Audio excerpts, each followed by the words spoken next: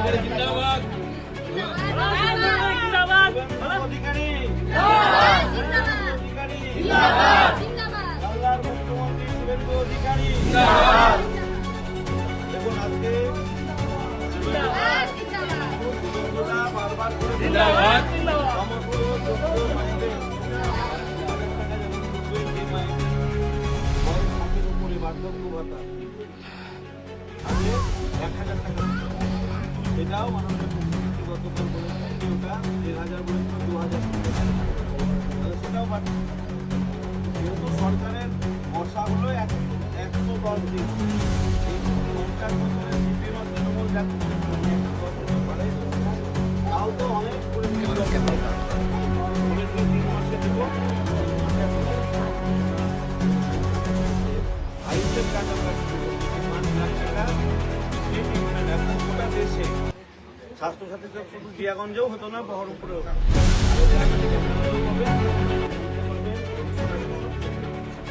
আয়ুষ্মান আর এটা হয়ে গেলে অনেক মানুষ যেমন ৩,০০০ টাকা ঢুকবে সংসারে লাগাতে পারবে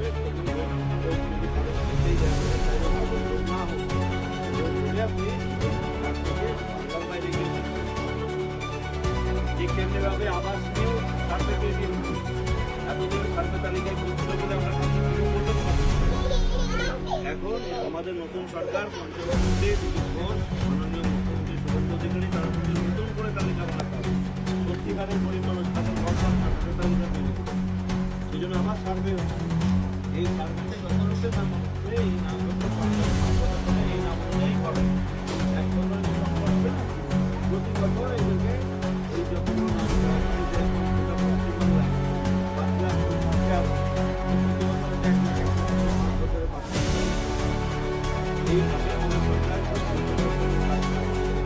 জল জীবন মিশনের টাকা এসছে ২২ সালে পঞ্চায়েত এখন দুর্গাপুজোর পরে দেখবেন খাওয়া জল আমাদের যে জল জীবন মিশনে দেখেন দীনমন্ত্রী ভাস্কর এখানে তো ৩ মাসের মধ্যে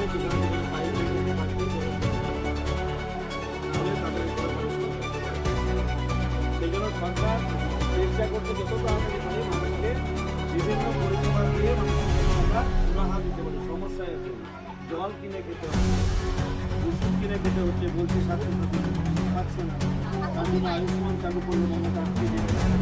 যে এতগুলো কাজ আমাদের মুখ্যমন্ত্রীর নেতৃত্বে খুব তাড়াতাড়ি আরও অনেক ভালো কাজ আছে এই কাজগুলো আমি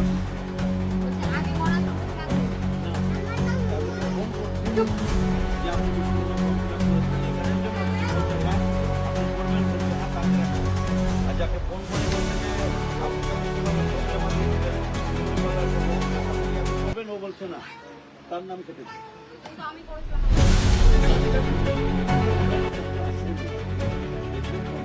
নাম্বার দেওয়া হবে ওই নাম্বারই ফোন করবেন আপনাদের কাছে লিস্ট পাঠালে বলবেন সবাই এই জন্য বুঝতে হবে মানুষকে আপনারাও বোঝাবেন শুধু আমরা বললেই হবে না খুব সরকারের সময় হলো মাত্র ১১০ দিন ১১০ দিন তো সব কিছু করবে না মানুষকে ধৈর্য রাখবে এগুলো মানুষকে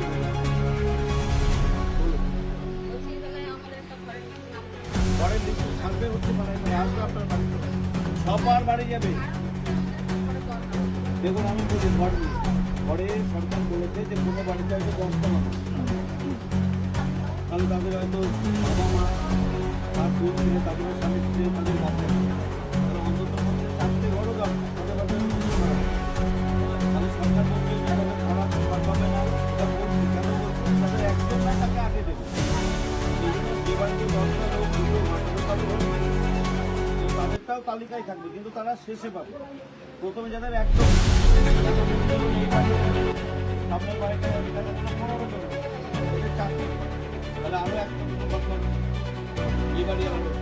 আগে থাকবে এটা দেখে এদের চালু তারপরে এইরকমভাবে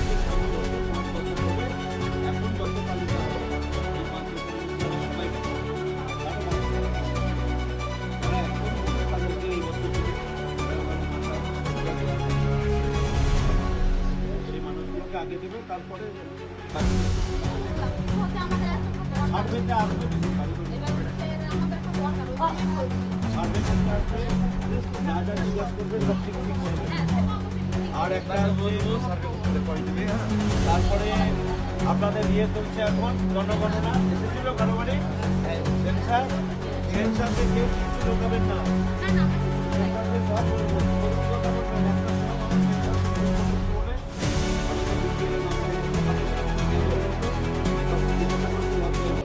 আপনার বাড়িতে কটা মানুষ আছে? 11টা শেষ হয়ে গেছে।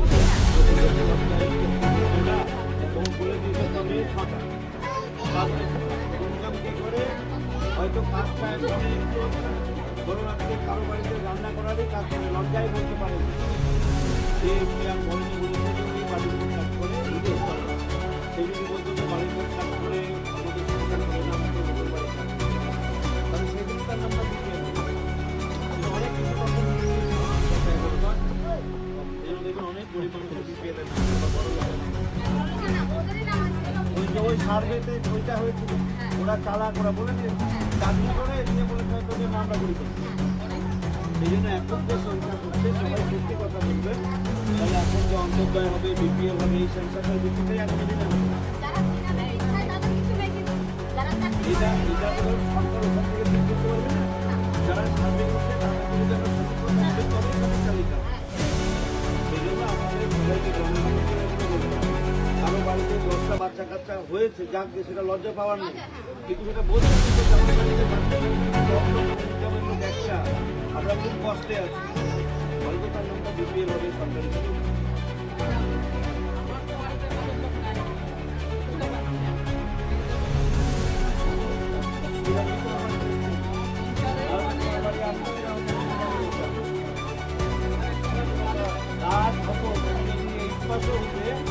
তাও একটা কোনো জায়গায় এখন তোমাকে যে কাজ দেবে সেই কাজ তুমি করতে চাইবে যেহেতু 8 পাস না 8 পাস হলে সরকারি কাজ কিছু হবে বেসরকারি কাজ মানে তো সে সব করতে পারবে সকাল 10টায় ঢোকাবে বিকেল 4টায় ছাড়বে বা 5টায় ছাড়বে তাও আমাদের আশেপাশে নেই বেলডাঙ্গা দিতে হবে তাহলে সত্য করতে হবে না বহল করতে হবে এবার সেখানে যদি আপনি 10টায় যাবেন আপনার মেয়েদেরকে খাইয়ে খাইয়ে বাড়িতে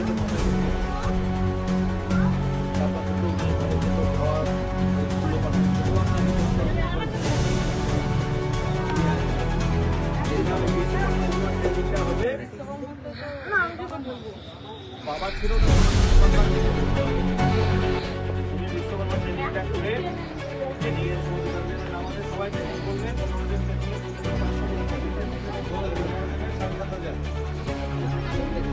আর যে ধরো টেলারিং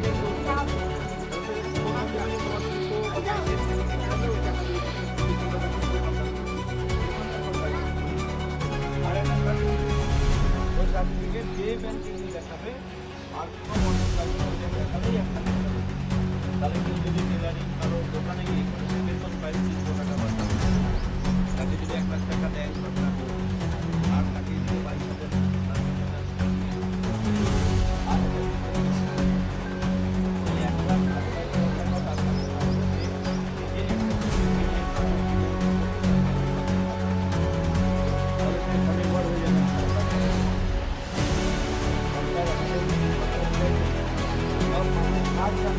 টাকা নাই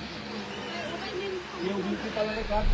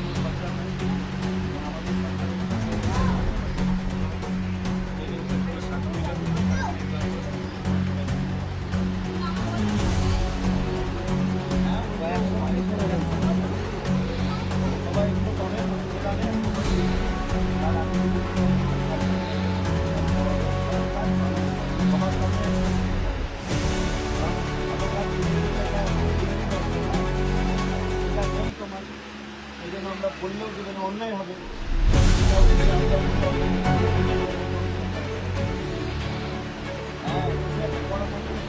দাদা দেখছি আমরা